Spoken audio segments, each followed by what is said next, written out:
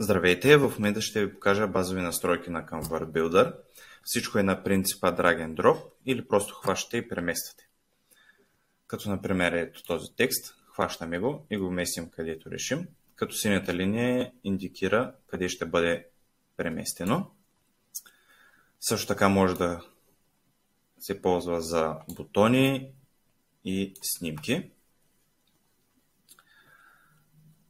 Може да промените отстоянията от самите елементи, като се изписва в пиксели, за да може да го направите съразмерно и от двете страни.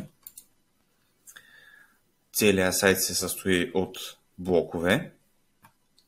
Блоковете може да добавите от тук, като изберете някой от готовите темплейти или изберете нов.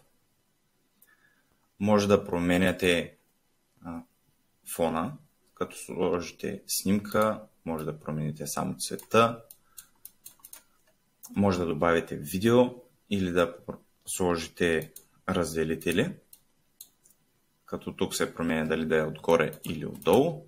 От тук избирате самия стил. Също така може да промените и неговия цвят.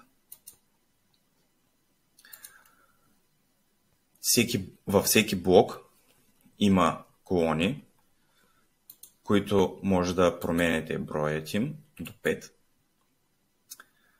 Също така може да добавите и нов ред. Колоните сами по себе си може да ги регулирате, дали да са по-широки или по-тесни, а самите настройки може да ги направите от тук и също така може да сложите различни снимки, цвят на фона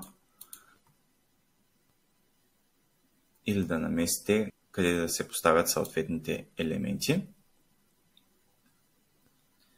Новите елементи се взимат от тук. Изкарва списък, в който може да се изберете, като отново просто задържаме и преместваме където решим. На всеки един елемент може да влезем в настройки